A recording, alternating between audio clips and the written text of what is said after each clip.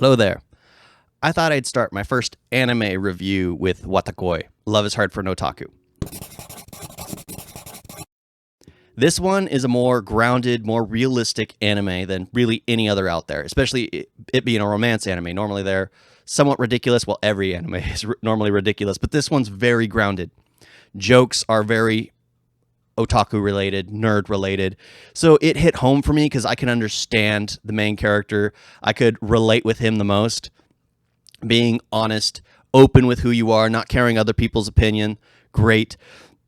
The fact that it is hard, relationships just don't make sense most of the time because yeah, there's always hurdles, and it's difficult. It's always an uphill battle.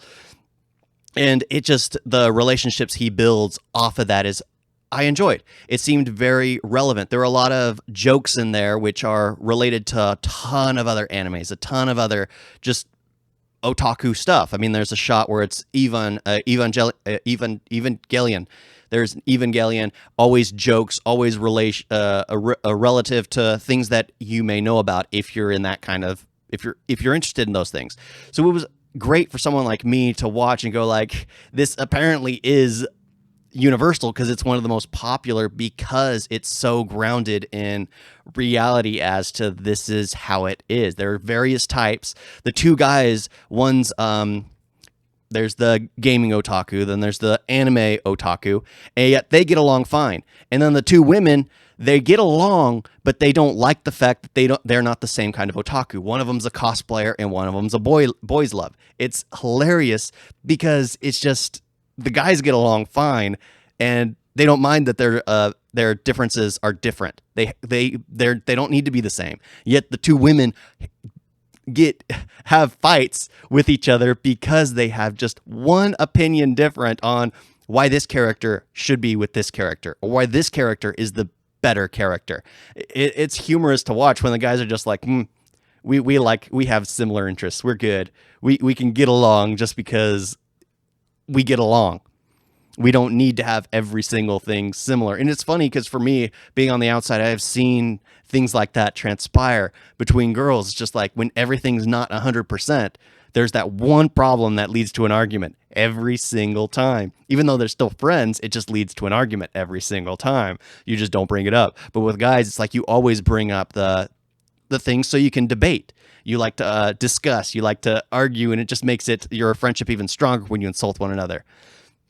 So I enjoyed that. It's one of those shows that it's just like if you're an otaku, you can understand the references. The only references I didn't really understand were the ones from the Japanese game shows that I didn't see. Because it's one of those things that's just like, why did he say that? Why did he say that? And of course, I read the 4 volumes of the manga, which I love. I really wish they'd do a second season because I love seeing the manga come to life. It's great, even though the manga does have more illustrations, and in the back of the book they have all the references. I would always enjoy going after I'd read the volume. It's just like, did I get that reference right, or was it from something else that copied the original one? Because sometimes the anime references are redone in other animes, so you don't always know the original one. So I was enjoying it because there was a history as to where it came from originally, or at least the motivation they got from it. So I was trying to make sure at the very end, it's like, did I guess the right way? But like with Donghead, I was like, okay, I have no clue what that's in reference to. It's apparently in reference to something, but is it in reference to a game show? So it's fun to go watch or read the manga. 4 volumes. It's basically a 1 hour, and you're through all of them, and you get a lot of similarities to, well, for me, my own life. I have brothers, and he has a brother who's nothing like him, completely different. And it's funny when his brother is with him and all his friends, and the second his brother says he's not, well, like one of them, they instantly shut down and try to think about what they said to see if they had ever let out any sign that they are complete nerds, complete otaku. They're trying to backtrack in their minds as to what did I let out. So it's kind of funny, those types of things, because it's like I've been in those situations. A lot of people are uncomfortable when you're so passionate about certain things because it's just like, you're weird. Like, so I enjoy being weird. There's nothing wrong with being weird. It's better to be weird than average or like everyone else. So yeah, this is one of my favorite animes. I can watch it over and over and over again. I've read the manga over and over and over again. Come out with volume 5 because I really want to continue it. Yeah, and come out with season 2 because I really want to continue it. The movie apparently came out, the live action movie, and apparently it's rated as one of the greatest live action adaptations ever. I guess on par with Death Note. So the original Death Note, not the dumb Netflix American crap. But yeah, it's apparently on par. I haven't seen it yet. I would like to because apparently it does it justice to the manga, does it justice to the anime.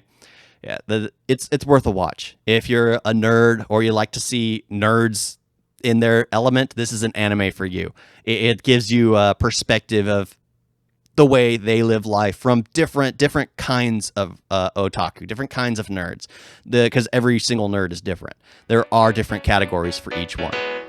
Thank you all for watching. Talk to you next time. Toodles.